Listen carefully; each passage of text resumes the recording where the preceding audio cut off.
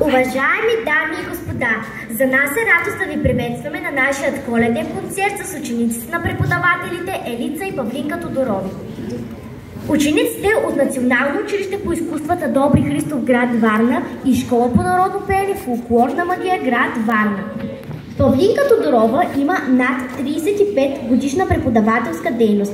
Била е солистка на ансамбъл Варна и издирва и съхранява като в съкровищница българските фолклорни песни от цяла България. Нейните ученици са лауреати на високи творчески отличия. Множество награди и златни медали в България и чужбина бележат творческия и път. Тя е истинска енциклопедия на фолклора ни. По-настоящем преподава като учител в Национално училище по изкуствата Добри Христов град Варна със специалност народно пеене. Тя развива с много любов, богата творческа дейност и възпитава в децата истинска отдаденост към фолклора и традициите ни.